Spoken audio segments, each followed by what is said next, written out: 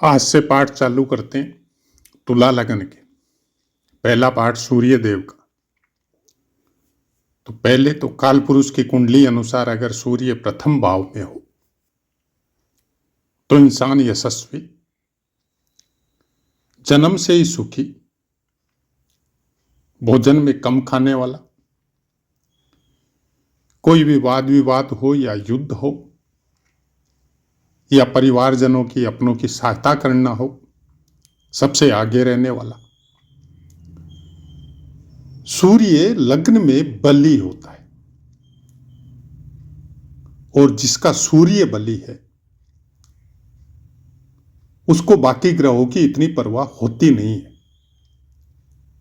क्योंकि ग्रहों में सूर्य राजा है। बाकी ग्रह सूर्य से ही अस्त होते, सूर्य किसी से अस्त नहीं होता है। और सब ग्रह इवन हम लोग जहां वास करते हैं वो पृथ्वी,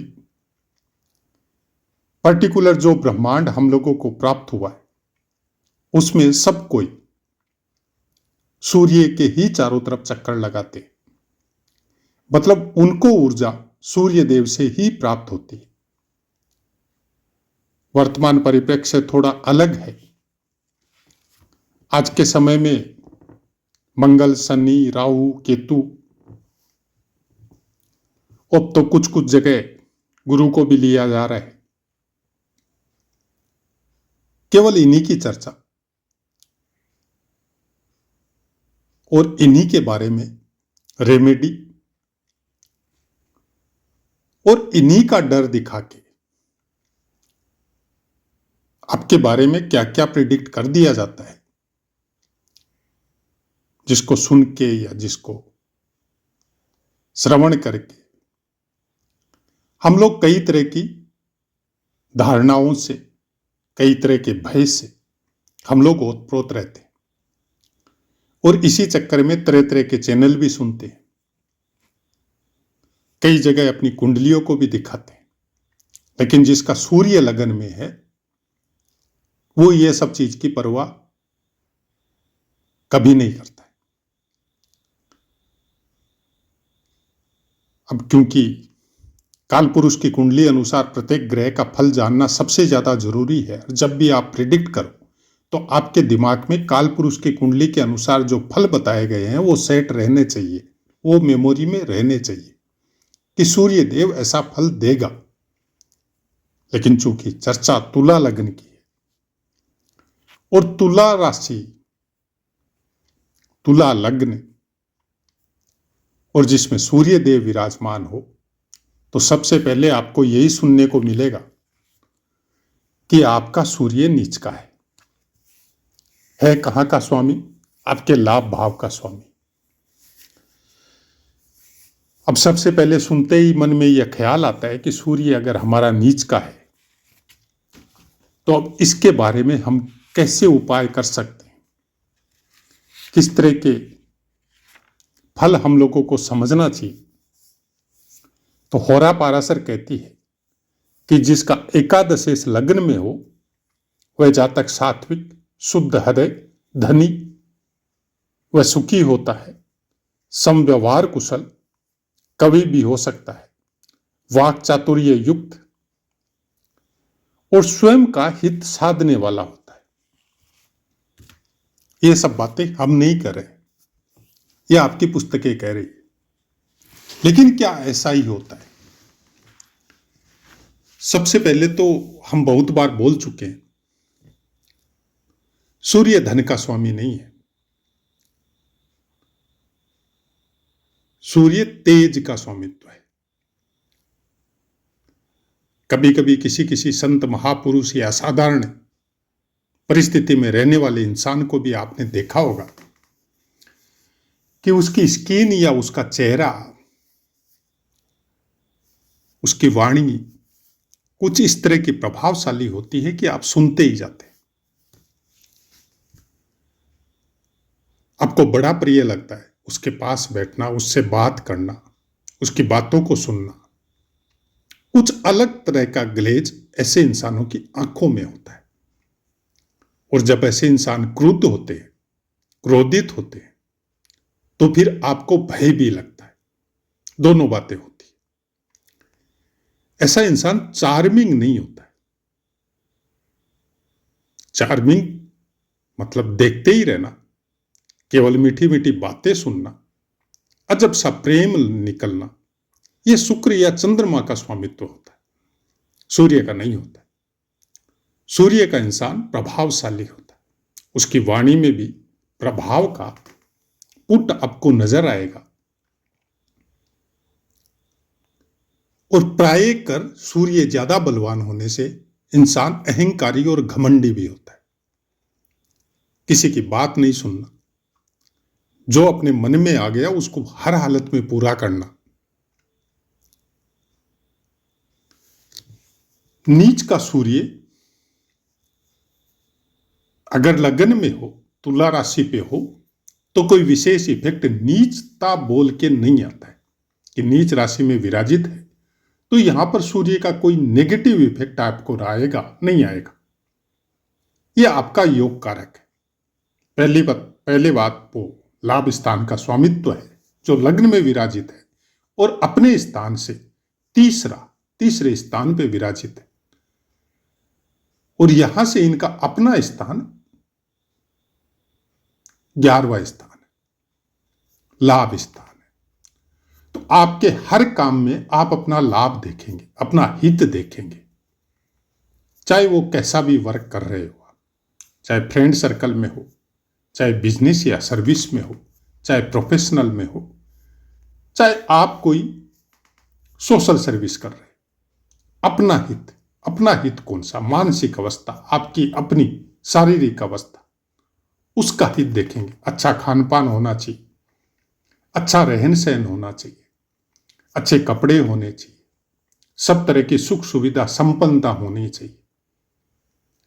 यह सब हित ऐसा इंसान हर काम में देखेगा। स्वभाव से दयालु होगा, लेकिन उनके प्रति जो इनकी तारीफ करेंगे, जो हमेशा इनकी प्रशंसा करेंगे, इनके ऊपर आश्रित रहेंगे, इनकी बात मानेंगे। सूर्य का इंसान घमंडी होता है, सामने वाले का बात पे बात सुनना इनको पसंद नहीं होता है।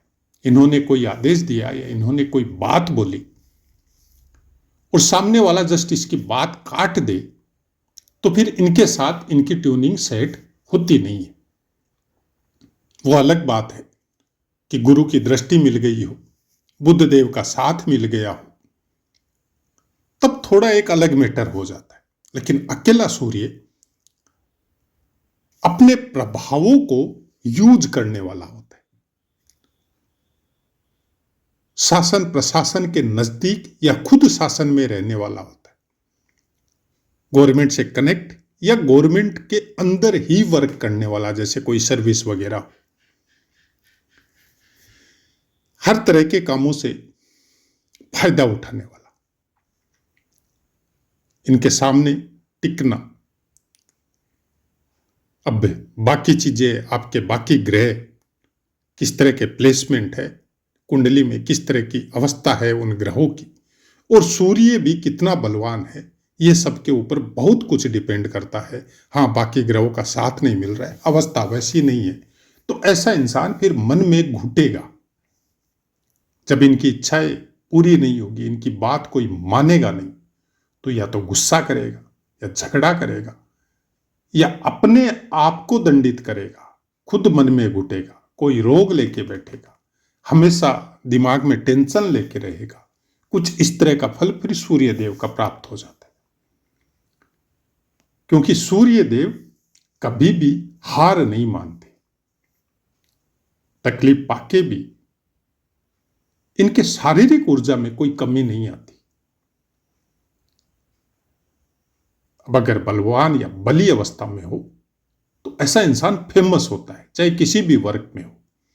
बाकी कुंडली आपकी डिसाइड करती है कि आप किस तरह का वर्क करेंगे, लेकिन कैसे भी वर्क में हो, पैसे की कोई विशेष परवाह इनको होती नहीं है। इज्जत मान सम्मान और ईगो की परवाह होती। पैसा इनके पास ऐसे ही आते रहता है, उसके लिए कोई विशेष उद्योग या विशेष काम इनको करना नहीं पड़ता है अगर बली अवस्था में है तो। यहां पर तुला राशि के अंदर चित्रा नक्षत्र का तीसरा और चतुर्थ चरण शुरू में ही आएगा। मतलब 6.40 डिग्री तक अगर सूर्य है तो फिर चित्रा नक्षत्र में उसका स्वामित्व मंगल देव के पास है। मंगल कहां विराजित है, किस तरह की अवस्था में है, वो अलग मैटर है। लेकिन चित्रा नक्षत्र में बैठा हुआ सूर्य अपने वचनों पे या अपने कामों पे या अपनी बातों पे टिक नहीं पाता। मिनटों में अपनी प्लानिंग या अपने काम या अपनी बात को चेंज कर सकता है। इनके स्वभाव को पकड़ना थोड़ा मुश्किल हो जाता है। उसके बाद में स्वाति नक्षत्र आता है, जिसके चारों चरण आएंगे। इसका स्वामित्व राहु देव के पास है। फिर विशाखा नक्षत्र, पहला, दूसरा और तीसरा चरण, जिसका स्वामित्व गुरुदेव के पास है। नक्षत्रों का विशेष योगदान होता है। किसी भी ग्रह के फल को जानने के लिए आपको अपने चंद्रमा के नक्षत्र के अनुसार उनका प्रिडिक्ट करना पड़ता है। नक्षत्र विशेष के अंदर जो फल आपको मिलेगा,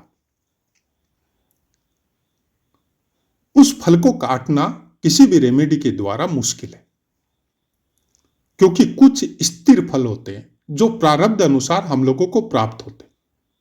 हम लोग उस फल को किसी भी रेमेडी से आप काट नहीं सकते, वो भोगने से ही कटेंगे। हाँ, ये अलग बात है कि आप कुछ इस तरह का कर्म कर रहे हैं, इस तरह के वर्क कर रहे हैं जो सूर्य देव को पसंद है।